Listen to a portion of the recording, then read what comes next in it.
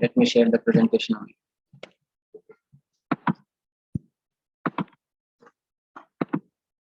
So this is our chapter 9, entitled Most Confidential Knowledge, Raj Guhya Yoga. Why this chapter is called Most Confidential? We will see. So yesterday we saw Krishna explains in 8th chapter. Arjuna asked 8 questions. Krishna spoke about Adhyatma, Karma, Adhibhuta, Adhideva, Adhiyagya, Brahman, and how to remember Prayana Kale, all these things. 8 questions he asked. Krishna replied all those questions. Then Krishna explained how to remember him at the time of death. Krishna explained about those who are doing bhakti, but Yoga Mishra Bhakti. The primary method is meditation. And in that meditation, there are 2 ways of leaving the body. One is in darkness and one is in light. So, and at the end, Krishna explained that those who are devotees, those who are in surrendered in devotional service, they don't have to worry about time. For them, whether they live in dark or whether they leave the body in light, they are going to a spiritual world.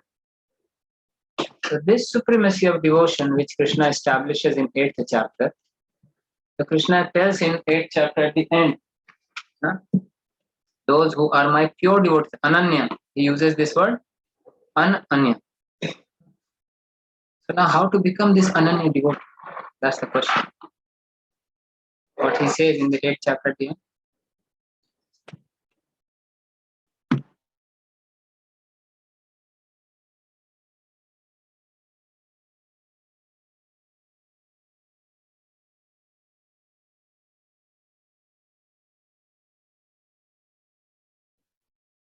Hare Krishna, Prabhuji. Hare Krishna, Hare Krishna.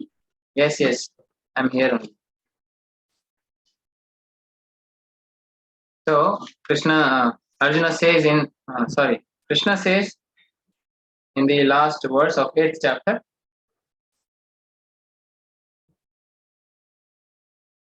Shukla Krishna gati hete jagata shashvate mate ekaya yati anavritim anyaya vartate punah. Naite sriti parth janan yogi muhyati kaschana tasmat sarveshu kaleshu yoga yukto bhavarjuna vedeshu yagyeshu tapassu chaiva daneshu yat punya phalam pratishtha. Where he says, yes.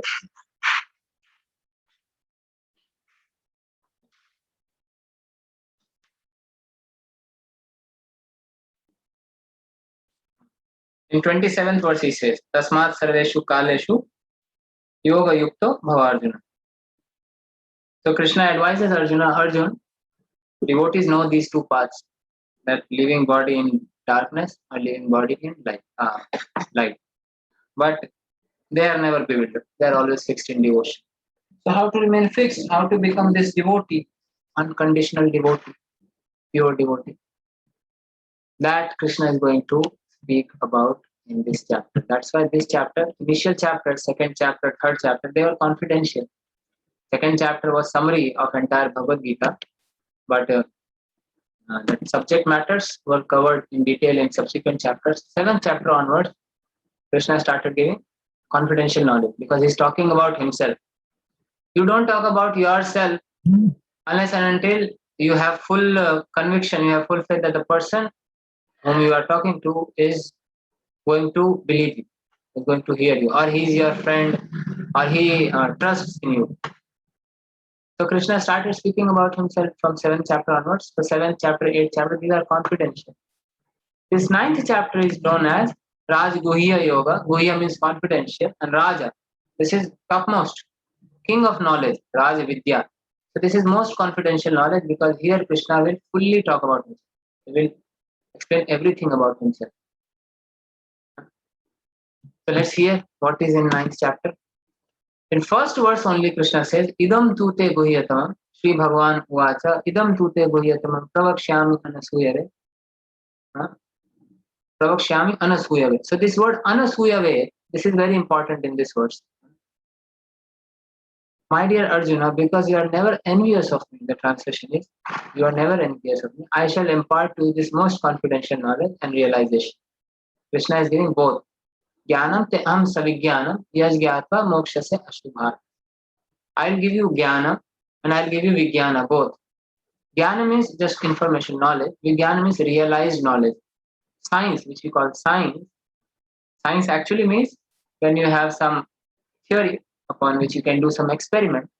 After experimenting, you get the results, and then you see the results. Oh, it is as per the theory. So then it becomes science. Not that humans are coming from monkeys. This is not science. This is hypothesis. This is story. This is not realization. So Krishna is talking here about Vijnana. So Vijnana Prabhupada has translated as realization. So Vijnana means realized knowledge. And knowing which you shall be relieved of the miseries of material existence. This material existence is cause of all the problems. Krishna says, after knowing all this, you will be free. But who can know this knowledge? This is a special qualification of Arjuna. My dear Arjuna, because you are never envious of me. Anasuya way. Have you heard this name before? Anasuya. Anasuya naam suna aapne? A very famous, great, celebrated devotee of the Lord. Her name is Anasuya. And she was such a great devotee. Even Lord Brahma, Vishnu, Mahesh, they all three became her sons. And they came together and appeared as Dattatreya. Anusuya and Atri. Atri Rishi and Anusuya. Their son is Dattatreya, incarnation of Vishnu. Anusuya means one who is free from envy. This material existence means envy. We all have envy in our heart. From others, envy towards other living beings, or actually we all have envy towards Supreme Personality of God. May be surprising for some of you. अरे भगवान से हम ईर्ष्या नहीं करते. We worship Lord, but actually deep down within the heart, we all envy Krishna. When a servant, when he starts imitating his master, why master is going in BMW? I can also drive BMW. I will also go in his BMW. And when we try to enjoy the property of master, just as he is enjoying, that is display of servant's envy towards the master. So similarly, our existence, material existence, the root cause is because we envied Krishna. Why he is enjoying? Why he should be Bhoktaram Yogya Tapasam? I can also enjoy. So we are trying to enjoy this matter, exploit these resources, material resources. This is the sign of envy, just showcase of envy. Some have envy, some are displaying envy in greater extent. They are demons.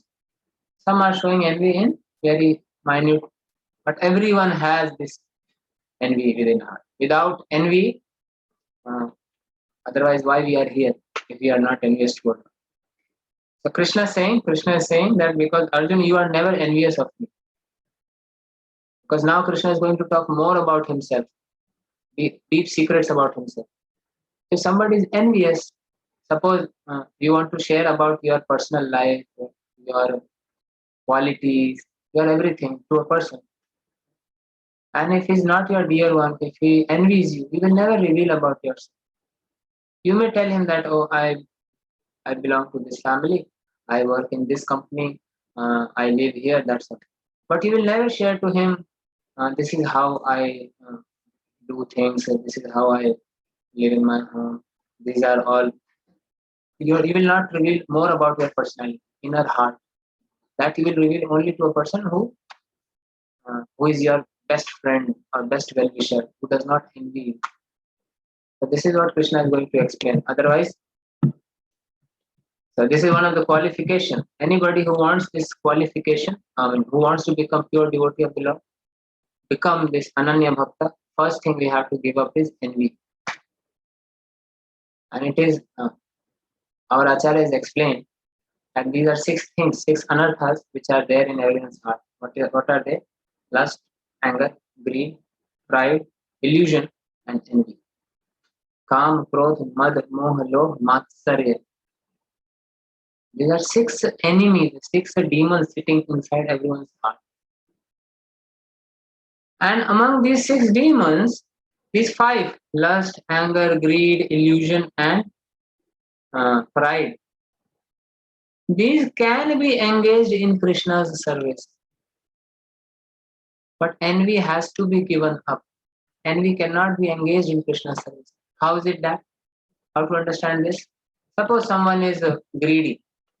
What are people greedy about? People are greedy about money, facilities. So if somebody is very greedy, he can use his greed for preaching.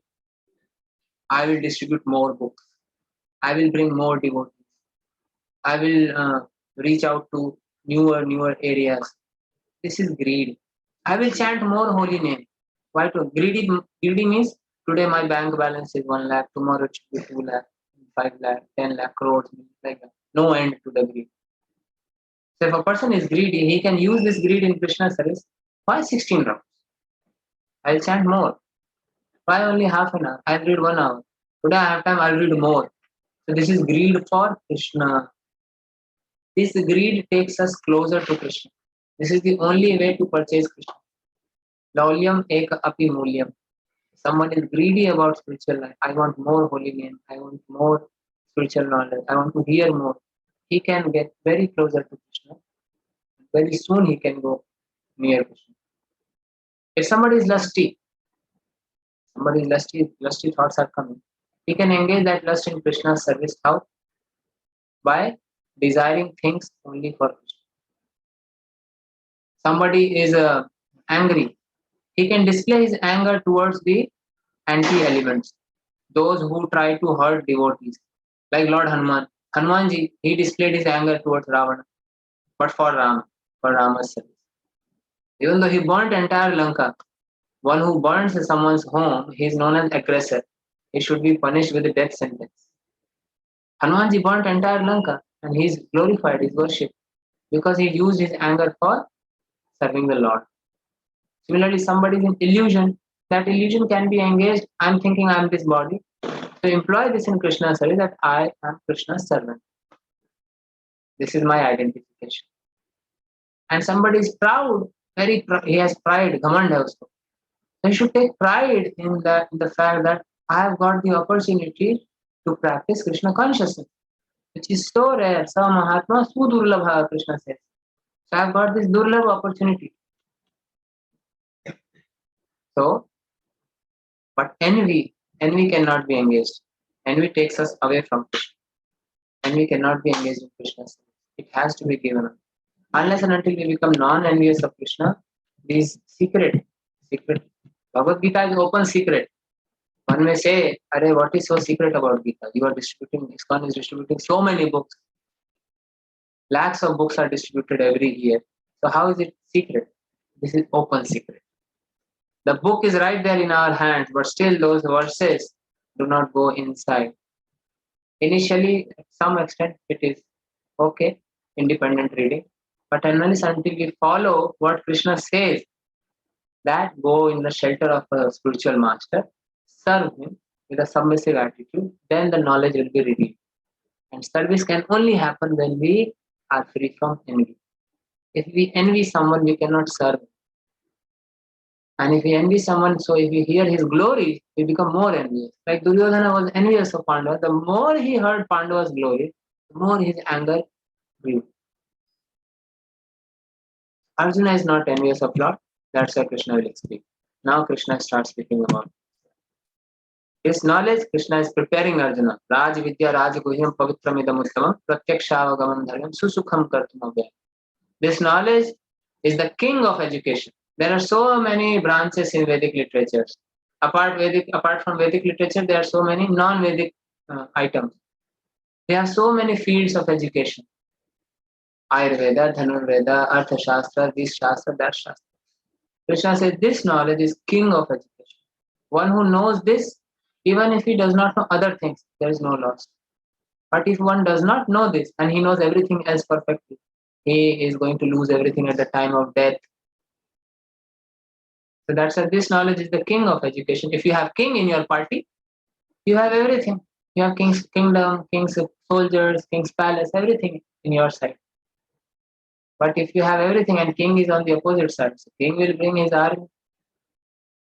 So that's why Krishna said, this is the most secret of all secrets. It is the purest knowledge, and because it gives direct perception of the self. One who engages in this process by understanding the knowledge which is in this chapter, he realizes the self, direct perception, and it is practiced, it is everlasting, and it is joyfully performed.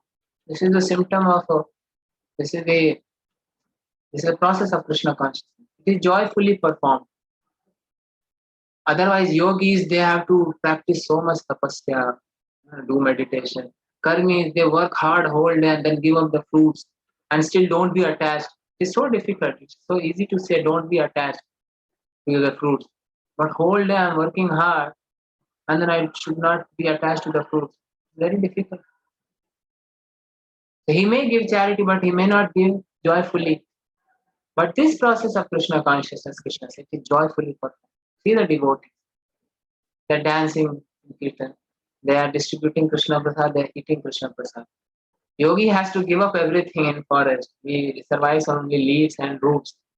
Devotee is eating all chapan bhoga, but it is all offered to Krishna. By eating prasad, good food, tasty prasad, he can go to spiritual world. Who does not want this kind of tapasya? Is this a tapasya? Devotees chant the holy name. There's no energy. Anyways, I'm blabbering so many things. Why not chant the holy name? And then when darshan opens, Lord is so beautiful. See the deities in our temple, so nicely decorated, gorgeous. And just looking at the deities, my vision becomes purified. So this bhakti process, and then with devotees dance in kirtan, take prasad, read Bhagavad Gita. You don't have to tax your brain, break your head against the wall, understanding the deep philosophical verses of Upanishads and Vedas. Twist the, it's like reading Vedas and Upanishad means holding your nose like this, from hand behind the head. Anyways, one has to hold the nose, but reading Vedas and Upanishad is the same thing, but coming from so many parts. But when Krishna gives us direct knowledge, we think, it is very simple. It should not be simple. Absolute truth means it should be very complicated. Yeah, he is complicated. Nobody can understand him.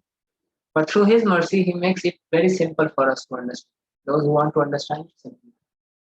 So many times Prabhupada says, simply chant Hare Krishna.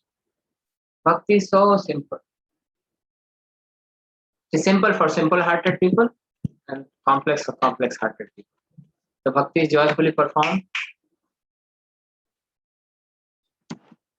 Ashraddha dhana purusha, who cannot understand this knowledge? Ashraddha dhana purusha, dharmasyasya parantapa, aprapya mam nivartante mrityu samsara vartamani. Those who are not faithful in this devotional service cannot attain me. People who have envy, those who do not have faith, like Duryodhana and Shakuni, Dushasana, they, even if they see Supreme Lord right in front of their eyes, displaying his majestic Vishwarupa, still they cannot understand. Therefore, they return to the path of birth and death in this material world. Such people, they remain here. Now Krishna begins to talk about himself. By me, in my these are beautiful verses actually. I just kept translations here because we are not chanting the verses. We are doing kirtan in the beginning. So I'll read out the verses first. Krishna says, Maya tatamidam sarvam jagat avyakta murtina matsthani sarva bhutani nacha teshu avastita. By me, in my unmanifested form, this entire universe is pervaded. Now Krishna has his personal form, Shyam Sundaram. In his unmanifested form, unmanifest means that which is not visible to us. He is everywhere. He is present everywhere. All beings are in me, but I am not in them. Everyone is within Krishna. Krishna expands as Vishnu Murti, Vishnu expands as Narayan, Narayan expands as Mahavishnu. This Mahavishnu gives birth to universes. Universes come out from him. Within each universe, Mahavishnu enters as Garbhodaksha Vishnu. We all are within this universe, which is nothing but like a mustard seed, small mustard seed. Mustard seed for Mahavishnu. How big are the holes of the body, pores of the body? This is what the size of the universe is for Mahavishnu. He's just breathing it out and inhaling all the universes in. And we are within that universe. And there are such innumerable such universes. So we all are within Krishna. So all beings are in me, but I am not in them. But still Krishna is beyond. This is his inconceivable potency. He can come inside the universe, which is actually inside him only. How to understand this? We cannot understand, but Krishna displays this in a pastime. Yet everything that is created, Krishna says, Nacha matthani bhutani pasya me yogam aishwaram bhuta bhrinna cha bhutasto mamatma bhuta bhavan. Krishna says, everything that is created does not rest in me. This is very, कैसे समझे इसको? Here he is saying all beings are in me, I am not in them. Yet everything that is created does not rest in me. Behold my mystic opulence. Dekho mere aishwarya ko. Although I am the maintainer of all living entities, and although I am everywhere, I am not a part of this cosmic manifestation. For myself is the very source of creation. This can only be understood through Krishna's mercy. And Mother Yashoda, here you see the beautiful painting. Krishna was eating dirt. He was eating mud, mitti. Mother Yashoda got the complaint. She heard the complaint. And she came to Krishna. Did you eat the dirt? No. Why they are saying? They are complaining. They are all against me because I did not play with them. So you can check my mouth. And Mother Yashoda looked into Krishna's mouth, and what did she see? Entire universe. Right? Now, Vrindavan, for us, for our external life, Vrindavan is where? Here only. You take a train and go to Mathura Junction, and from Mathura you take an auto and go to Vrindavan. Nandagaon is closer to Vrindavan. So Krishna is there in Nandagaon. And so this Nandagaon is part of one province in Uttar Pradesh. And Uttar Pradesh is state of India. India is one country of this planet Earth. This planet Earth is one of the insignificant tiny dot within this universe. And there are such unlimited universes which are floating in causal ocean, which is all coming from Mahavishnu. And Mahavishnu is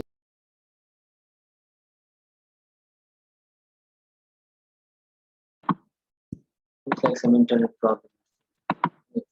Continuing from here. So what Krishna showed, the entire universe is within him, but then Krishna showed entire universe within the mouth. Now, how is this possible? I am sitting in this room. Can I show this room inside my mouth? Is it possible? What is within me is not without, is not out. What is outside cannot be inside me. Mother Yashoda saw entire universe within Krishna's mouth. She saw all the demigods. She saw Vishnu. She saw planet Earth. And she also saw her own village. And she saw in the mouth that I am looking into Krishna's mouth. And he's showing universe. Everything is within Krishna and still Krishna is outside. Only in this pastime Krishna revealed the true understanding of these words. This is Krishna. This is how his energies are. We say God is great, but we do not know how inconceivably his energies are working. To understand God is not nobody can understand him unless and until he makes us understand. To the degree he reveals himself to us, to that degree we will know him. Nobody, including pure devotees, whether Mother Yashoda, nobody can know Krishna in full because Krishna is infinite, unlimited. Only Krishna knows. Our acharyas in fact say even Krishna does not know how great he is. Because the moment Krishna knows that this is my energy, it expands, it increases. It's like it is rising, it is going on expanding. Krishna's energies are unlimitedly increasing. So Krishna knows also, Krishna himself also does not. Like Krishna knows what is bhakti, but still Krishna, Radharani is his own expansion. But still Krishna does not know how Radharani is feeling when she is serving me. I want to feel that. So then he comes in the form of Chaitanya Mahaprabhu, taking the mood of Radharani. That's the purpose of Chaitanya's advent. So this is Krishna. Then Krishna says, understand. Now he's giving us some examples. We cannot understand. We cannot see God. We cannot see him. We cannot understand how he is everywhere. Krishna is everywhere. Right now, he is here only, right besides me. He is between us. He is in this entire space, everywhere he is, in his unmanifested form, not Nirakar form. He is personally present, but it is unmanifest. If he wants to present himself, he can come out. Like Prahlad Maharaj, we have heard this story of pastime of Hiranyakashipu being killed by Narsimhadev. Prahlad Maharaj was seeing Krishna everywhere. Hiranyakashipu asked, "Is your God here?" He said, "Yes." "Is your God here?" He said, "Yes." "Is he in this pillar?" He said, "Yes." He broke the pillar. And who came out? Lord Narasimha came out. So Krishna is everywhere, but in unmanifested. It's just like switching on and off. This bulb is on, we can switch it off. So Krishna just presents himself and then makes himself unmanifested. And this how he does, only he knows. His energies are so inconceivable. So still some understanding he has to give to make us understand. So he's giving these examples. So as I mentioned from the second chapter only, Krishna is using several examples to make us understand a particular topic, particular thing. So here also he's saying, just as the mighty wind, yatha akasha sthito nityam vayu sarvatra go mahan, tatha sarvani bhutani masthani upadharaya. He says, just as the mighty wind blowing everywhere, wind blows everywhere, but it is within the sky. It cannot go beyond sky. So all created beings are in me. We are moving here and there in the universe, in this Jagat, but everything is within Krishna's control. Krishna is above. O son of Kunti, at the end of millennium means at the end of Brahma's life, 311 trillion 40 billion years, all material manifestations enter into my nature. Means the universes come out of Mahavishnu and they enter back into Mahavishnu's body. And then at the beginning of another millennium, when Mahavishnu exhales, when he wished to create, then all these universes come out, I create them again. Krishna creates them. So this is material world, multiple universes. Sarva Bhutani Kaunteya, Prakriti Myanti Mamikam, Kalpakshay Punastani, Kalpada Visrijami. Aham, Krishna said, I create. But in a spiritual world, Krishna is eternally residing in Goloka Vrindavan and unlimited Vaikuntha planets are there. But in this material world, which is one of the corner of the spiritual sky, these unlimited universes, they are manifest, they are unmanifest. They come out of Mahavishnu's body, they go into Mahavishnu's body. This is Krishna. The whole cosmic order is under me, under my will. It is automatically manifested again and again. And under my will, it is annihilated. So this is Krishna is doing. Maya Adhokshena Prakriti Suyate Sacharacharam Hetu Nanena Kaunteya Jagat Viparivartate. This material energy, nature, we heard in the 7th chapter, 8 elements which comprises of material nature. Bhumirapa Nalo Vayu Khammanu Mudire. Krishna says, this is one of my energy, not all, one of my energy. This is working under my direction. This Prakriti is working under Krishna's direction, producing all moving and non-moving beings. So what we are observing, we are just seeing external world. What scientists are observing, they're just seeing stars, planets and all. Externally, they don't have numinous knowledge. Krishna spoke, no? 7th chapter, phenomenal and numinous knowledge. Jnanam teham savijnanam. So now, so this entire creation, external, which is visible to us, behind that, Krishna is controlling it through his material energy, which is known as Durga. So all the demigods, they are within this material manifestation, even though they are in charge of various powers, various departments, still they go to Vishnu because they know that Shiva is controller, one of the controllers. They are all Ishwaras. Ishwara means controller. Even we are Ishwara. You know? I can control some things. I can control blinking of my eye. If I wish, I can close my eyes. If I wish, I can take out my specs. I can break it. I can wear it. Tiny Ishwara. Chote se Ishwara hai.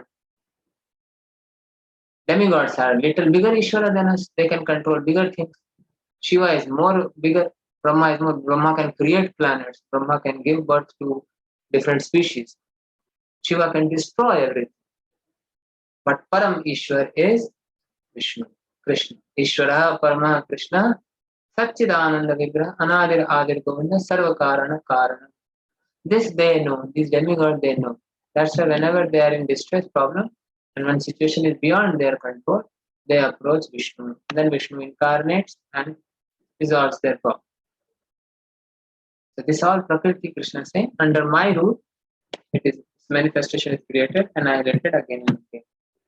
Avajananti mama mudha manushim karmashtam param bhavam ajananta mama bhuta maheshwara. But those who are fools, they deride when I descend in the human form. Krishna does not take a human body. Krishna's form is Satchidananda. He comes as it is. Krishna said in 4th chapter, Janma karma chame divya. My janma, my karma is divya. It is transcendent. And I come, sambhavami, what he says, Paritranaya sadhunam, vinashaya chadushkita, dharma sansthapanarthaya sambhavami. Before that he says, Yada yada hi dharmasya glanir bhavati bharata abhyutthanam adharmasya tadatmanam srijami aham. So I advent myself. We get this body from someone else, to our parents. Krishna says, I appear myself. So he does not take a body. But because he is within, he is between human society, so he is acting like them. So fools like Shishupal, Dantvakra, Duryodhana and their party, Jarasandha, all these fools, they derided Krishna. Hare Gwala. What does he know? He did not even get formal education in Gurukula. So he is illiterate, lampat aadmi hai. Like that they used to deride Krishna. They do not know, Krishna says, Param Bhavam Ajananta. They do not know my transcendental nature as the supreme Lord of all that being. I am Maheshwaram. Mama Bhuta Maheshwara. Shiva is also sometimes called Maheshwara. But actual Maheshwara is Krishna. He is even Shiva's Ishwara. So Krishna is Lord of all. Those who are fools, they deride him.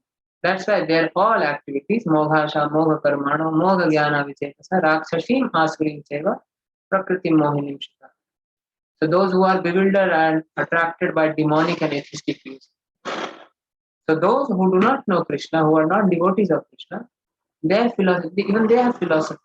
Everyone has philosophy. But their philosophies are demoniac. They have atheistic views. There is no God. I am God.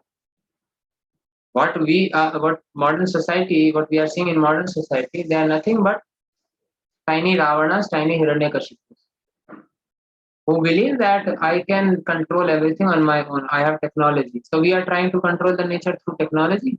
Ravana also tried to control the nature, control the world through another technology, subtle technology. Even though these demons, at least they were better. Hiranyakashipu, Ravana, even they knew that someone else is more powerful than me. So if I meditate, if I do tapasya, I can get benediction from him. So they performed austerities. Modern Ravanas and Hiranyakashipu, they don't even do that. They are worse. Hiranyakashipu, the demons, they get power from someone else.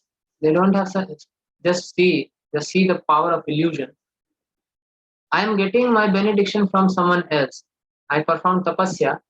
Why do I have to perform tapasya if I am Supreme Lord? First thing. Second thing.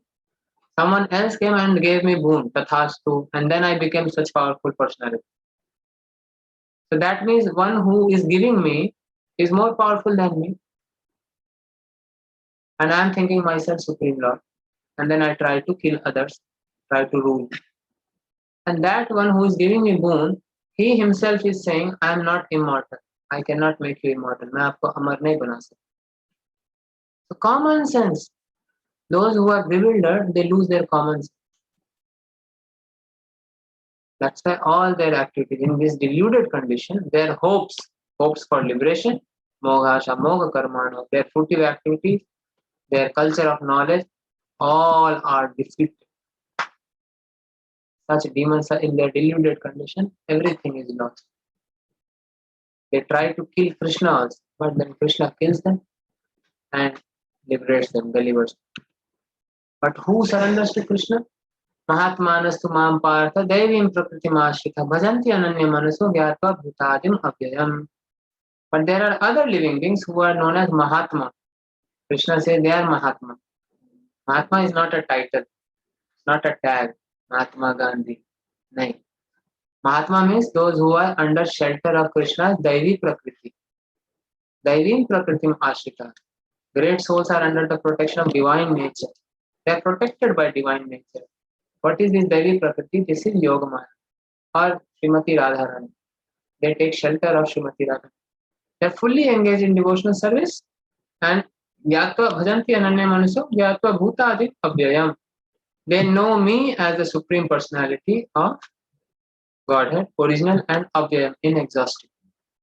So they know that Krishna is Supreme, Krishna is the origin of everything. He never,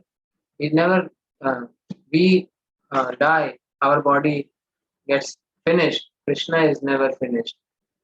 He is always as it is, even if he appears in this material world. Knowing this, they fully engage in devotional service. Such souls are called Mahatma. So anybody who is a devotee of Lord, he is Mahatma. Not the one who just says, I don't believe in Krishna, who dances with others' wives. Who the hell are you to judge Krishna? This is none other than our Gandhiji. He was carrying Bhagavad Gita in his hand. He even wrote his commentary on Bhagavad Gita. But what did he say? I don't believe in a God. I reject such God who dances with others' wives in the dead night, dark night. It's like somebody, he comes in the front of uh, uh, sun, or like sun is there, and you look at the sun and say, I तुमको reject करता, I spit at you. What will happen? Will sun be affected? That spit will come on your face and it will spoil my face. So these demons, they think they may be externally, for external world, they may be great souls, महान आदमी. नहीं, हमारा क्या औकात है, हम भगवान को जज करते. There was another leader who wrote our constitution. He kicked Ramayana with his feet. I don't believe in such God who abandoned his wife, pregnant wife. These are rascals, demons. That's what Prabhupada was very heavy against. And such blind leaders, they lead entire population. Is a blind leading the blind, both end up in ditch. They fall in dark well. So such blind leaders, when they write our constitution, how can we expect peace in society, prosperity in nation, culture, anything? Nothing will come. So these are not Mahatmas. Prabhupada explained. Krishna is explaining here. Who are Mahatmas? Actual Mahatmas are under shelter of my Devi Prakriti. So those who are devotees, they are. Like there are many such devotees. One of such great devotees was Srila Madhavendra Puri, who was spiritual master of Lord Chaitanya's spiritual master was Ishwar Puri. His spiritual master was Madhavendra Puri. He was such a great devotee. He would just chant holy name under the tree or somewhere. He would not even go and beg for feeding himself. Krishna personally came to him one day. He was just sitting there chanting. Krishna personally used to come and feed him. Personally came and Krishna gave him a pot of milk. Said, Baba, you drink. I'll come and later collect this pot. Madhavendra Puri, when he drank the milk, then he understood Krishna had come, and immediately his body was surcharged with devotional ecstasy. All his fatigue and tiredness went away. That was spiritual milk. Krishna brought it from Golok. So these are actual Mahatmas. Krishna personally likes to serve them. So these Mahatmas, what they do, their activities, one can know. You can know who is Mahatma if he is engaged in these activities. Satatam kirtayanto mam itantasya dridvrataha namasyantasya mam nitya yukta upasate. Always chanting my glories, endeavoring with great determination. Dridvrataha. They are endeavoring with great determination. One day, I have to endeavor to achieve Krishna, get Krishna's mercy. And they are yatantas. They are practicing. Namasyantasya. They are offering me obeisances, bowing down before me. Mam bhaktya. With devotion, they are upasate, they are continuously worshipping me. These are Mahatmas. Only devotees of Krishna, devotees of Lord Vishnu are called Mahatmas, can be called Mahatmas. No one else. And this is their activity. So now Krishna, after explaining the pure devotees, glory of his devotion, now again he touches that there are others who are worshipping demigods, who are doing sacrifices, who are also performing tapasya, who are also bowing down before someone, and doing all these rituals. What about them? So Krishna explains that all these rituals, I am that. I am the ritual. I am the sacrifice. Offering to the ancestors, that is also me. The healing herb, the herb which I put in the fire sacrifice, that is also me. The transcendental chant, Om. Krishna says, I am that. I am the butter, I am the fire, and the oil. All these things Krishna says, it's me. Pitahamasya jagato mata dhata pitamaha vedyam pavitram omkara riksam yadidevata. Krishna says, I am the father of this universe. I am the mother, I am the support, I am the pitamaha, grandsire. I am the object of knowledge, purified, the syllable Om. I am also the Rik, Sam, Yajur. All Vedas. It's me. And then Krishna says, I am the goal, sustainer, the master, witness. Everything, Krishna says, I am me. This is all. Krishna is all this. And on top of everything, Krishna says, I am the most dear friend. Krishna is witnessing everyone. He is within our heart. He is the goal, he is the sustainer, he is the master, he is the witness, he is the abode. So means bhakti means path on which we are walking, that is also Krishna. The process is also Krishna. Goal is also Krishna. And one who is supporting us all the way, that is also Krishna. Everything is happening by Krishna's potency. Krishna, I am the creation and the annihilation. And the basis of everything. The resting place and the eternal sleep. After explaining all this, Krishna explains about these demigod worshippers, that those who study the Vedas and drink the Soma juice seeking the heavenly planets, they are actually worshipping me indirectly, purified of sinful reactions, because they are performing sacrifices. So what happens to them? They are purified of sinful reaction, they go to heavenly planets and enjoy with Indra, godly delights. But Shine Punyamarti Lokam Vishanti, when they have enjoyed vast heavenly sense pleasure, their pious activities are exhausted, they return to this mortal planet again. They are thrown.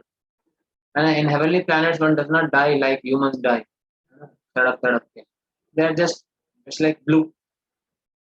So the demigod is here, somebody is there, the diligent citizen of heavenly planet, and his time is over. Suppose he had to enjoy in the heavenly planet for 1000 years.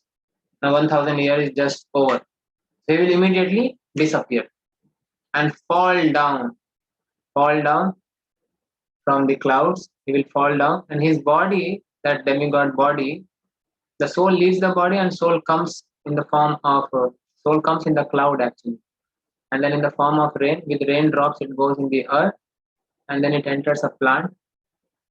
That plant is eaten by some animal or uh, man, or animal eats the plant, then animal is eaten by human, or animal gives milk and human drink that, whatever. So like that, it is converted into the male semen of that particular male body, whether it is animal, bird, or human. And through that male particle, the soul enters into a female womb.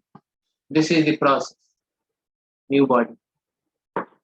And that heavenly body, it is eaten by demons who are below heavenly planets. This is what happens to those who are just busy in doing pious activities. They want to enjoy in heavenly planets. Ultimately, this will happen. So who wants to go through all this? They'll be kicked out. But devotees, Krishna says, Ananyas Chintayanto Ma, Ye Jana Paripasate. My devotees, they are always worshipping with exclusive devotion. Exclusive means no other demigod, no place for anyone else. Exclusively for Krishna. This life for Krishna. Ye Jana Paripasate. And to them, what Krishna is doing, now Krishna also does something. He says, Tesham Nitya Vyuktana Yogakshemam vahami. To them I carry what they lack and I preserve what they have. Krishna protects us. Whatever we need, Krishna will give. Whatever is obstructing our bhakti, Krishna will remove. Whatever we want to increase our bhakti, Krishna will give.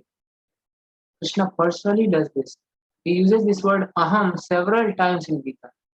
When he says no, aham, I will do it, it is not that through his energy he does things. He personally takes care.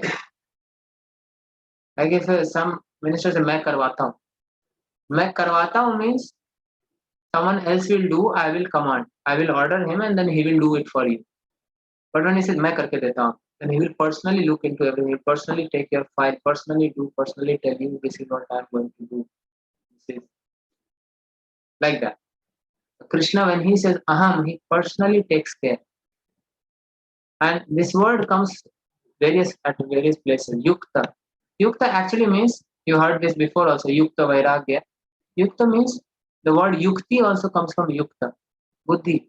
So Krishna, one who is engaging his intelligence in worshipping Krishna, Krishna saying, I am engaging my intelligence in serving that devotee, facilitating that devotee's bhakti. This is the relationship between a devotee and Lord. Krishna is not like a tyrant master. You did not worship me, you will go to hell. You did nice, you will go to heaven. This is not God. This is Abrahamic religion God. This is Christian and Muslims and their God. Our God is not like that. Our God is mercy. Obviously, everyone's God is same. Krishna is God for everyone. Point is, full realization, full understanding of God is found here in Bhagavad Gita and Srimad Bhagavad. That he is complete, he is supremely merciful. And he personally takes care of his devotees. He is taking care of everyone. He is taking care of everyone. He is not partial. But those who are serving him, for them Krishna has extra special attraction for them. So this is what Krishna has promised. But those who are devotees of other gods, those who worship them with faith, Krishna says actually they worship only me and they do so in a wrong way. Krishna makes it very clear. Those who are demigod worshippers, they are actually worshipping me. Because demigods are getting powers from me. And then when I tell them, okay, you give this result to him. This is what he's asking. So they are doing it in a wrong way. Wrong means wrong. No matter if entire world is doing it, wrong remains wrong. Right means right even if nobody is doing it or even if just one person is doing it.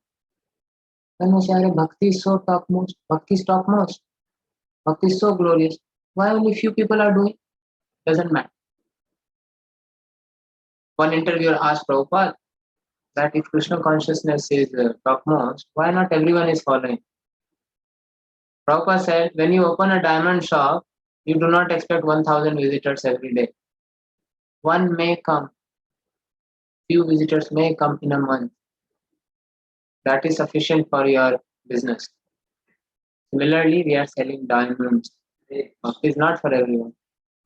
So, this is Krishna. Krishna's glory of Krishna's bhakti. Then Krishna explained that I am the only enjoyer and master of all sacrifices, and therefore those who do not recognize my true transcendental nature fall down. Those who do not understand Krishna, they come down. Pitriyanti pitrivrata bhutani yanti bhuteja madhyajinopi yanti ma. Krishna says. Those who worship demigods, they take birth among demigods. Those who worship ancestors, they go to ancestors. Those who worship ghosts and spirits will take birth among such beings. And those who worship me will live with me. This is what Krishna says. And how we can live with Krishna, this is very simple. Krishna says, Patram pushpam phalam toyam yo me bhaktya prayachati tadaham bhaktya uparitam ashnami prayatat. To get Krishna's attention is very easy. Now to worship demigod is so difficult. So many rules, regulations, so many things are there. But what Krishna is saying here, if one offers me with love and devotion a leaf, a flower, who cannot offer a leaf? One tulsi leaf, can we not offer it to Krishna every day? Can we not offer some flowers, 10, 20 rupees flower every day to Krishna?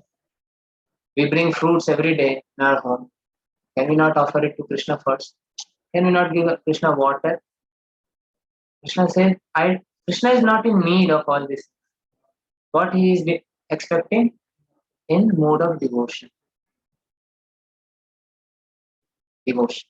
So if somebody offers, so nobody can say, I cannot become a devotee, I don't have money, I'm very poor. Even the poorest person can offer water to Krishna. So devotion does not require any external facility. But this does not mean that I have millions and I'm just offering one leaf to Krishna. Like a typical Hindu family, Hindu, when they worship Lord, they will eat themselves 10 items every day. But when it comes to worshipping Lord, they'll offer this chota sa plate में थोड़ा सा मिश्री, little माखन next. भगवान तो प्रेम के भूखे, प्रसाद तो इतना सा होना चाहिए. This is Hindu. Today's Hindu. No devotion at all. You love somebody, you want to serve somebody, will you offer a little bit misery? वो तो सबका मालिक, सब कुछ तो उनका ही है, तेरा तुझको अर्पण क्या लागे मेरा. This is nothing, this is laziness, envy and laziness. I don't want to serve and I want great returns. But this is, one can offer, one can cook nice items at home, put tulsi leaf on every item, offer it to Krishna. Krishna eats it and Krishna gives us his prasad. Prasad is sarva dukkhanam, Krishna says. One who eats prasad, he gets rid of all sins, all miseries of life. That's what Krishna said. Yat karoshi yadashnasi, yat juhoshi dadasi, yat tapasyasi kaunteya, tat kurushva madarpanam. Whatever you do, whatever you eat, whatever you offer or give away, and whatever austerities you perform, do that, O son of Kunti, as an offering. So this is Krishna's instruction. And Krishna says, I envy no one. Nor am I partial. Samoham sarva bhuteshu, name dveshyasti na priyam. But ye bhajanti tumam bhaktya maitateshu chapyam. I am equal to everyone. Even atheists are getting their oxygen supply, even they are getting food, animals are getting their food. So just to remain alive, have eating, sleeping, mating, and defending facility, Krishna is giving this to everyone. So he is not partial. If he was partial to someone, he would have given his devotees more. Humans are more closer to me. Humans look like me, so I'll give more to humans. Animals, I'll make them starve. He is equal to everyone. He does not envy anyone. He is equal to all. But those who are serving Krishna, Krishna says, I am his friend. He is in me. I am also his friend. Is this envy? Is this partiality of Krishna? Somebody wants to love me. Krishna is allowing. Okay, you want to love me? He is allowing. He is also reciprocating. If Krishna does not reciprocate, then it would be partiality. Somebody does not want to love Krishna, Krishna says, okay, be like that. As a caring father, he is giving facilities to everyone. But those who are serving Krishna in devotion, Krishna is their friend. That's why Krishna says, various places he says, I am his friend. Suhrit. Again in 15th chapter, again and again Krishna says, I am their well-wisher. I am their friend. So Krishna is today's, by the way, today's friendship day. Huh? Happy friendship day. Everyone is wishing each other. But who is our actual friend? Everyone leaves us. We had friends in school. Now nobody calls us. We do not call anyone. We were also not friend to anyone, by the way. And nobody calls us also. When we were in college, we got another set of friends. Now we are in office, we have other set of friends. Who remembers friends of college? And they also don't call, we also do not call. Then we change company, then we change friends. So actually in this world, nobody is friend. Nobody is friend to anyone. Everyone is selfish. Whoever facilitates my sense gratification, I call him mera hai, apna hai. Otherwise everyone is para. Actual friend is Krishna. He is right here sitting as Paramatma. He is giving us everything, facilitating our needs. And he does not leave us, even though we are not looking for him. He accompanies us in all the bodies, in all the species of life. Everyone will leave us, Krishna will not leave us. We came here to enjoy separately from Krishna, but Krishna followed. Arey ja to raha hai. He's going alone. So why should I leave him? So Krishna came, piche piche. And then he expanded this entire creation. So much management Krishna is doing. Why? For all of us. Otherwise, what can he not do? He can just put us, all of us, in one shell, one cocoon, remain here. Whatever. I do not need you in spiritual world. No. Krishna is giving us facilities. We want to enjoy. Krishna is giving so much facility. Okay, try it. We are trying to enjoy in so many ways. Krishna is facilitating that. He's managing so many universes. Is it not a burden for government to maintain prison houses and all things? So Krishna is taking all this burden for all of us. So he does not envy anyone. But those who serve him, Krishna takes them. And such devotees, Krishna glorifies this devotional service to such an extent. He says, Api chet suduracharo, even if they are sometimes, like when we come in bhakti, our past samskaras are there. Sometimes we commit some mistake. Krishna says, Api chet suduracharo bhajate mam ananyabha sadhureva samantavya samyak vyavasito. Even if one commits most abominable action, if he is engaged in devotional service, I consider him to be saintly because he is properly situated in his determination. Now, this is not an excuse.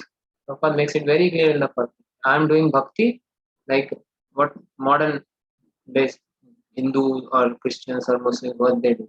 I have done my prayers, I have done my puja, Hanuman Chalisa Rajdhani ke speak pe pad liya, and then I have prayed in the church, I have done my namaz. Now, entire world, as if they declare, Duniya walo, savdhan, main aa raha hu Indra Tripti karne. This is not what Krishna is saying, that you chant my holy name, worship me, do bhakti, and then you can do anything, all sinful activities. No. Sometimes, by unknowingly, like Arjuna asked this in third chapter, what is it that forces us? So even for a devotee, those who are practicing like us, our past samskaras are there, previous samskaras are there. Sometimes it drags us. Suppose somebody was a drunkard, was a chain smoker. Now he came in devotees association. And he's chanting his rounds nicely, he's reading, he's taking association. Now he happens to be in a company's party, which was necessary for him to attend because his seniors are coming. He had to. And there everyone is smoking and everyone is pushing him. Ek maar liya, ek sutta maar liya. And he said, no, I have given it up. But that previous samskara is there. So then under that pressure, under that force, he takes one and he smokes. But then he comes home and he repents, what did I do? He prays to Krishna, he seeks forgiveness. Krishna says, still he is sadhu. Because he has not given up bhajan. Not that I am chanting, so meat eating, intoxication, illicit sex, gambling, everything is going simultaneously. And next morning I'll chant my 16 rounds. Sab saaf kar dunga main. This is what Hindus do. This is what Christians do. Every Friday they'll go to confession room. Please forgive me for my sins. And next week, same sins. सुबह पूजा करेंगे, घंटी बजाएंगे, whole day they will do sinful activities. So, but for devotees, so this is such a motivation for us that whatever we may be in past, whatever we were in past, now Krishna is accepting us completely, and He is considering us sadhu. We know how much polluted our heart is, but for Krishna saying because He's chanting my name, He's sadhu. Huh? Who doesn't want to practice such process? Who doesn't want to serve such God? And then Krishna assures that such devotee who is struggling with his samskaras, Shipram Bhavati Dharmatma, very quickly he'll become Dharmatma, pure devotee, no traces. Shastra chanting Nigachati, and he'll attain to supreme peace. Kaunteya Pratijanihi, O Arjun, please declare boldly to this word, Namay Bhakta Pranashati, my devotee never perishes. This is the glory of devotional service. O son of Pritha, those who take shelter in me, even if they be of lower birth, women, Vaishyas, Shudras, can attain to supreme destination. So what to talk of righteous Brahmanas, devotees, saintly kings. Therefore, whoever has come to this miserable world, he should engage in my loving service and he can attain the transcendental abode. And this is the final conclusion of Krishna 9th chapter. This Krishna repeats in 18th chapter. This shloka will come in 18th chapter. Now, there is little variation in this shloka when it comes in 18th chapter. Why that variation is there, I will explain when it comes in on 18th day. Let's see who remembers this, who reminds me of this on 18th day. Manmana bhav madbhakto madhyadimam namaskuru mameveshasi yukvaivam atman matparayanaha. So Krishna says here, engage your mind always in thinking of me, become my devotee, offer obeisances to me, worship me. Being completely absorbed in me, surely you will come. This is Krishna's guarantee. So what we have to do? This is charan upaya of all the scriptures. Engage your mind always in thinking of me. Become my devotee, offer obeisances, worship, and you will surely come. This is secret. This is open secret. Nobody. This is so rare. Book is there, everything is there, but who is practicing? Yogis are doing such big tapasya meditation in Himalaya in previous ages also. Even now, even today, yogis are there meditating in Himalaya in chilly winter in icy cold atmosphere. But Krishna says, just engage your mind in thinking of me, become my devotee, you will come. This is final conclusion of Krishna. So this is summary of 9th chapter. This is great chapter. Anyways, so this was, I could not edit it. I forgot to edit the last slide. So what we heard in previous verses, beginning Krishna explained about who can know Krishna, those who are non-envious of Krishna, who cannot know Krishna, who are faithless. And then Krishna explained how he is everywhere. In his unmanifested form, he is everywhere. He is source of all material spiritual world, and he creates, he annihilates. He is the basis of this creation. Then Krishna explained those who are worshipping me, those who are not worshipping me, those who are worshipping demigods, they are doing in wrong way. My devotees are they are topmost, and the glory of devotional service, Krishna explained. And how to practice it in day-to-day life? Simple. Patram pushpam phalam tvam manmana bhav madbhakti. One has to do this. He will become devotee of Krishna, and it is such path that even if we slip down because of our previous conditions, Krishna is ready to accept us. It's not that kaise tumne paap kar diya, ab khatam tumhara bhakti. Krishna is very compassionate. He knows our weaknesses. He knows our situation. Sincerity wins. Sincerity and humility attracts Krishna. Krishna does not see that how much he can do. We all are insignificant, tiny zero. What can we do? Krishna is master of all these universe, unlimited worlds. We are insignificant. Our existence has no value. Krishna does not want anything from us. Krishna just sees our sincerity and humility, and he becomes attracted so much so that he is ready to serve his devotees. So this is the glorious master. Prabhuji? This is glorious devotee. Thank I you am very much. hearing Prabhuji.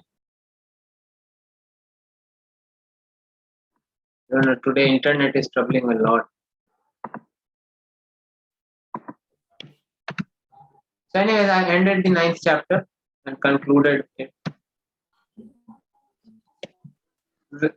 Till what point I was audible?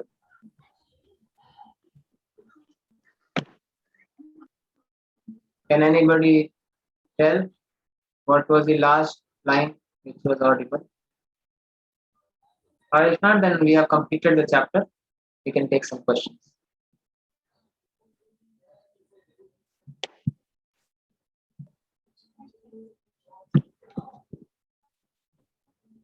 Yes, Rohini Rasputra Mataji, please ask your question. Hare Krishna Prabhuji, Dandavat Pranam. Hare. Prabhuji, regarding the verse 32, it is mentioned Striyo Vaishyasta Gruhaste Yanti Param Gatim.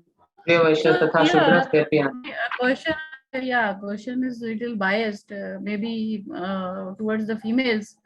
Here it is mentioned that females also, if they worship, they become, and if they become devotees, Krishna will bless them as well. So here in ISKCON Parampara or ISKCON Paddhati of, whatever, there are, I will not find many female devotees who are like at a very higher stage of devotion. Or maybe I am ignorant, so I don't know how it is with ISKCON. So can you please guide or advise? Yes, we have many female devotees, and in fact, we have more female devotees. Right here, right now, you see the participants. How many females are there and how many males are there? ISKCON has more female devotees. In Kali Yuga, Oh, okay. females are more attracted towards spirituality. Prabhupada said Okay. that women have a natural quality, that is faith. Hmm. Sometimes it is misused also. Sometimes others will take advantage of their faith. But women are by heart, they are very soft-hearted, and once they put faith in something, it's very strong. Their faith cannot be shaken. So they can Correct. practice any kind of tapasya. This is natural. This is natural for them. This is one of the great qualities. So, but here what Krishna is saying, lower birth does not mean that Krishna is discriminating, that you are pop. Lower birth means physical facility in terms of being attracted towards spiritual principles. Generally, women and Shudras. Krishna is talking about males also, Shudras and Vaishyas. We all are Shudras by birth. Kalau Shudra Sambhava. Brahmana, Kshatriya, Vaishya, Shudra, woman. Actually, this is definitely body, but higher meaning is the psychology. Okay. In 18th chapter, Krishna explains who is Brahman. It is not by birth somebody becomes Brahman. I am Jha, I am Sharma, I am Burma, I am Brahmana. No. By your activities, you will be called Brahman. Shamo, Damas, Tapa, Shaucham, Kshanti, Rajavam, Evacha, Jnanam, Vigyan, Astikyam, Brahma, Karma, Svabhavajam. This is Brahmana, 18th chapter. Who is Kshatriya? Who has courage, who has heroism, who has fearlessness? He is Kshatriya. Danam, Ishvara, Bhavascha, Shatram, Karma, Svabhavajam. He protects the weak. He is very courageous. He faces the enemies face to face in war. This is Kshatriya. Who is Rishi? Who is Raja? Raj Rishis, who are saintly kings, whose character is like a sadhu, saint. They are above Brahmanas. So this is mentality. Now those lower means, why here Krishna is talking about women? Because generally, the facility, generally women are attached. Now, in Kali Yuga, everyone is attached. But generally women are more attached to things, ghar bar or what. That's why it is natural for them to maintain home. They are Okay. more attached to family. So they have less facilities for getting attracted to spiritual affairs. Kunti Maharani Mm-hmm. prays. Kunti Maharani prays in Bhagavatam. She says, she says, Katham Pashyam. Just forgetting that verse. Maya Javanika Chinnam Adhokshaja Mabhyam. Recite this everywhere. You know why it is not No coming. problem. So she prays. तथा Maybe you can tell the परमहंसानां gist of it. मुनीनां she says तथा परमहंसानां मुनीनां मलात्मना bhakti yoga vidhanartham katham pashyama histhi. So Kunti Maharani prays to Krishna that you come to Tatha Paramhamsanam, those who are Paramhamsas, great devotees, Amalatmanam, those who are completely free from all dirt in their heart. And they can understand you, they can worship. Katham Pashyama Hisya, how can we women understand? So generally, and intelligence, at the level of intelligence, women have less intelligence than men, generally. But when it comes to bhakti, Prabhupada, Mataji, once Prabhupada disabled, she approached Prabhupada. Why women are low? Prabhupada said, you are lower if you consider yourself woman. Men, women, male body, female body, this is all bodily designation. At the level of body. when they come to bhakti, when they start practicing bhakti, at the level of soul, there is no discrimination. So people of lower birth means those who have less spiritual intelligence. They may be materially very skilled. Huh? Correct.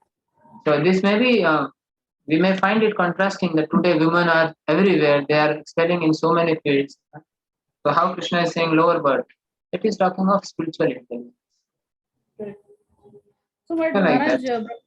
one more question comes to mind. So, when we are talking about this, when we are, people, men in spirituality, when they reach a certain level, they are called His Highness or His Grace. So, I mean, for And women females, are called her grace. Her Grace. Yeah. His So, grace means his grace. His does not refer to me. His grace. His His Grace, means yes. Krishna. Her grace Correct. means her grace. It's just to Correct. address whether it is Correct. Radharani is more merciful. Correct. So we So, address women as her grace, men as So I have not seen many females in ISKCON being addressed as Her Grace yet. So why is this gap? I mean, I know it is a very big question apparently, but oh, yeah. still, There are so many devotees in our ISKCON. Even they teach in our Gurukula. In Vrindavan, in Mayapur, we have Institute, Vrindavan maybe Institute of my Higher ignorance. Education. You can pardon my ignorance. There are many great devotees. We have so many Mataji. They teach brahmacharis and other leaders of our ISKCON. They teach Okay. scriptures. Okay. Now we are doing this Kartik Vrindavan Yatra. You all saw that video we posted in the group. If you Yes. come to Yes. Vrindavan, I'll show you. There are so many devotees. Mhm. And Oh, they are okay. That's teaching. They great. are teaching scriptures. Very nice. That's great. Good. Good. But Thank you, generally, Prabhu. what happens is generally women are like they are more attached to home and heart. So that's why we don't find. Mm. And men, so it is psychology. For men, detachment is good. For women, attachment is good. Woman, if she is attached to family, it is good. And she can remain in the family, practice devotional. So by her bhakti, by her devotional service, others will be benefited in the family. Man has to be detached. It works differently for men and women, whether it is anarthas or whether it is spiritual qualities. They both enter through different means, and for liberation also they are different. Women are never advised to go to forest. They should always be with the husband. And if husband is a devotee and woman is serving the husband, so husband will go to spiritual world, woman will also go to spiritual. This is her duty. This is not slavery. Correct. We are talking of such a society where a man is cultured, is trained in uh, brahmacharya, is trained in Vedic principles, he is sense controlled, and he is himself fully engaged in Krishna consciousness and engaging his entire family, taking care of their physical need, mental, intellectual, and spiritual needs also. And a woman, she is serving husband, she is cooperating husband. That's why in Vedic society, in previous times, women did not have to go through initiation process also. For them, husband is only guru. Husband would take initiation, whatever spiritual activity he is doing. Woman is serving husband. She is supporting husband so that he can perform his sacrifice. So whatever husband is doing, he is sharing half of that with his wife. That's why wife is called Ardhangini. Yes. 50% share usko ja raha hai. If husband goes to spiritual world, woman will also go to spiritual. But scriptures also advise that if husband is demon, if he is not performing bhakti, woman can perform bhakti. And by her bhakti, even husband's heart can change. And if husband does not perform at all, he dies like an atheist, no problem. Krishna is individual. We are individuals. Our bhakti is also individual. Correct. Thank you, Prabhu. Hare Krishna. Oh, Hare Krishna. Yes, Vedanta. Sir, I have put my question in the chat box. Krishna is everywhere. The chapter he said he's in fragrance, light. Also. Does it mean he's also there in bad things? Like, yes. Very good question. Very nice question. If Krishna is present in fragrance, is it present in bad smell? Yes. Krishna is present everywhere. Krishna is present in every atom. But he is never touched by matter. One of our devotee in ISKCON, he is from Muslim background, he's a great scholar. He read all his texts, Quran, Hadith, everything. And once he was in his school madrasa, so the Maulvi, like we call Pandit, one who is learned in Vedic scriptures, we call him Pandit. So in Islam, those who are learned in scripture, they are known as Maulvi. So the Maulvi was teaching, Allah har jagah hai, Allah is everywhere. So then this boy asked, Allah har jagah hai, तो क्या Allah mal के अंदर भी है क्या? If God is everywhere, is he present in stool also? The Maulvi became so angry, get out from here. They are kafir. Saying Allah is in stool, how can he be in stool? Stool is such pathetic thing. And this question is like, if God is everywhere, how can something exist separately from God? Why this thought is coming? This also comes to only those people's mind, those who have previous life samsara, those who have performed bhakti in previous life. Due to some bad karma, they are born in some other family which is not following bhakti, whatever. So point is, he had this question in his mind, and one day when he grew up, he read all the books. When he grew up, he got one Back to Godhead magazine, devotees were distributing. And that first article, it was Prabhupada's lecture. Prabhupada explained in that lecture, God is present everywhere. Krishna is everywhere. Krishna is even present in stool, but he is not touched by matter. And he was immediately like, my question got answered here. And he immediately came in touch with devotees, started reading books. And then he came to know everything about ISKCON. And then he also came across one of the conversation between Lord Chaitanya and the then Muslim minister Qazi, where Lord Chaitanya and Muslim Qazi had conversation on Quran and Vedas. So he read that also, and he is a devotee. He has published many books on comparative religion, Vedas and Islam, all that, and he's a devotee. Today he's a devotee, chanting Hare Krishna 16 rounds every day. The point is, Krishna is everywhere, but he's not touched by matter. How can we understand this? Take this example. Like sun is there. Sun is present everywhere. When sun rays come in our house, we say Suraj present hai. Can you separate sun rays from sun? Can you catch sun rays? Pakad liya, maine light pakad liya. Is it possible? Can we trap sunlight? No scientist has been able to do this. No one can do this because it cannot exist. Sun rays and sun cannot be separated. So sun is shining and sun is evaporating water from ocean also, and sun is evaporating water from gutter also. But is sun affected by it? Sun is not touched. So he is purifying everything, but he is never contaminated. Similarly, Krishna is present everywhere, but he is completely pure. He is completely spiritual. So he is never touched by matter. So this is his inconceivable potency. He is present in every act. Bad, good is all material consideration. What is bad for us is good for someone else. Stool is bad for us. But for a pig, stool is his favorite item. You try to offer him halwa, but pig will not eat your halwa. He will eat his filth only. For him, it is the source of all nutrition. That's why he becomes so fat. Produces 12 children in a year. Don't think that he's not enjoying. He's so much enjoying in his gutter. Lying there, playing in the mud, begetting dozens of children, eating and becoming fat. We are here in our anxiety, becoming thin, so many problems, diseases. What is good for one living being is bad for someone else. What is bad for someone is good. Ultimately, it's all atoms. But within every atom, Krishna is there. Without Krishna, no atom can exist. Right? Okay, sir. Clarified. Thank you. Hare Krishna. Yes, Rohini Mataji. Any more question?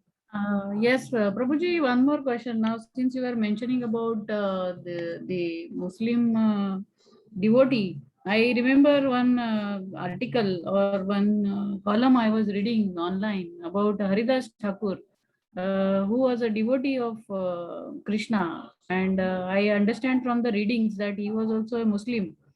Is it true? I mean, I have my Yes, limited yes, knowledge yes. and limited reading.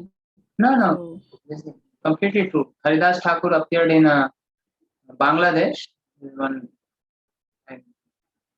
one village. This is in Bangladesh today. He was born in Muslim family, but he was so attached to the holy name. He Haridas Thakur, Advaita Acharya, they all were disciples of Madhavendra Puri, and he got holy name from them, from Madhavendra Puri, and he was chanting. Haridas Thakur was older than, was like more than his father said, Chaitanya Mahaprabhu's father said. When Lord Chaitanya appeared, he made Haridas Thakur the Acharya of name. So his name became Nam Acharya Haridas Thakur.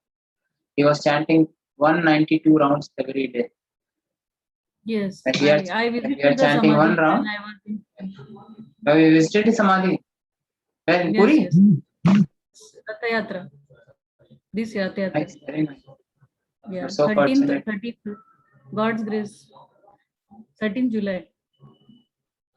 Jagannath I was invited you. participated. Yes, yes, by God's grace. So I visited all the places. So it was mercy of Lord Krishna. I thank him. Haridas Thakur, So Lord that is Chaitanya, last 12 years of his pastimes on this planet, he stayed in Jagannath Puri. Haridas definitely. Thakur was staying in Siddhapakula, which is closer near to Yes, Jagannath I Puri saw the temple. bakul tree also. He never came inside Puri temple because he was Muslim. So this, even today, Pandas, they don't allow any people of other religion or other countries. So Haridas Thakur, if he wished, Lord Chaitanya could have taken him inside, but he did not want to disturb the custom. So he remained outside. But Lord Chaitanya would every day go and feed him Him, prasad, yes, Jagannath prasad. yes, yes, yes. And when he left his body, Lord Chaitanya did uproarious kirtan, lifted his Yes. body in his own arms, Body and danced yes, for hours, buried in the and sands. then bathed him in that ocean. That ocean, that area, Bay of Bengal, so it's not like Arabian Sea. It's very Yes, yes, ferocious. But yes, it is, when Lord Chaitanya bathed his body, Lord Chaitanya declared, "This is the most pure teeth of all creation. Whoever takes yes, bath here, he has taken bath in all the rivers and ponds." yes, yes. Very true. That was glory So of I Haridas visited Thakur. that. Yes. So it was my fortune and God's grace, I think. So it was nice. So I remembered this incident because of this mentioning of this Muslim devotee. So when I was reading, Mm. I was really surprised of the mercy of the God, where whenever he wants to, bless someone, he can bless anyone. So thank you, Prabhu. Hare Krishna. So, no more questions now. So we can stop here. So now I spoke about level 2 few days ago. After this level 1, anyways, we have 9 days to go. So we will announce about level 2 when we are starting. But Prabhuji, your screen is stuck. Hello, Hare Krishna. Hare Krishna, Hare Krishna, Krishna Krishna, Hare Hare, Hare Ram, Hare I Ram, think Ram. it is normal. Yeah. We couldn't understand Am I what you were audible saying. now? Am I Yes, audible now now? you were audible. Ah, But you were saying something about second level and then it froze. yes, yes. So after this level 1 gets over, we will start level 2 classes. Where we'll have deeper study of Bhagavad Gita. We'll have thematic study, various topics, whichever we have touched in very brief in these sessions. We'll explain in detail. You will get assignments and all. So this we will start after 10th August, and this will happen weekly. Once or twice we'll decide. We'll see how many days we can afford. But is my question is there anyone here who does not understand Hindi? Because as of now, previously we were doing level 2 in English, like we are doing level 1 in English and Hindi, so we are doing level 2 also. But then our previous batch, the current batch of level 2, we have merged Hindi and English because people understand both. So unnecessarily we were managing two batches. Those who want to solve assignments in English, read Bhagavad Gita in English, they can read in English. So we provide them English material. And those who want to solve in Hindi, we provide them Hindi material. So the current batch, level 2 batch, Hindi, English, we have merged. So I'm asking the same thing here. Is there anyone who does not understand Hindi? I hope everyone understands Hindi. So it Yes. will be a mix. So we will merge it with the, we will keep it separate sessions for all of you. And when you come parallel to the current batch, so we'll merge the entire. Then it will also be nice. Hundreds of people are attending. Right now we have less people here, so discussions are more, but many people are participating in discussions. So we will do that. So it will be in one language, in Hindi. Mostly Chakravarti will be taking that. Sometimes I'll also take. So Prabhuji, we'll, which Prabhuji will take? no. Sorry, Prabhuji, which Prabhuji will take? Chakravarti Prabhu, Grace Chakravarti Prabhu. Chakravarti Prabhuji. Okay. Or and what would be the timing? As of now, the current batch is happening every Wednesday at 7:30 p.m. evening. And duration would be? 1 hour weekly, No, once a week. Once a week. It will go on. Okay. Bhagavad Gita is endless. At least for 4 or 5 months it will continue. Then we will start our advanced study. Other scriptures, other books. Okay. Dhanyavad Prabhuji. Okay. So thank you. Or we'll stop here. Please chant. Please participate in online japa session in the morning. Come in the morning. Morning time is best for chanting. You just have to switch on your Zoom and chant with all of us. So we have already shared the link in the group.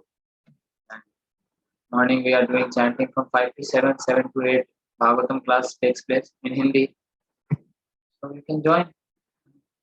We all should try to come in the morning for chanting. Morning time is best for chanting. When we start our day with holy names of Lord, whole day we can remain Krishna conscious. Think of Krishna. So it's our request. Please try to join in the morning. 5 to 7 we are chanting. So those who are not able to join at 5 a.m. they can join at 6 a.m. also. At least for 1 hour you'll get to chant. Okay. Thank you very much. Hare Krishna. Shri Prabhupada ki jai. Bhagavad Vani, Bhagavad Gita ki jai. Hare Krishna. Hare Krishna.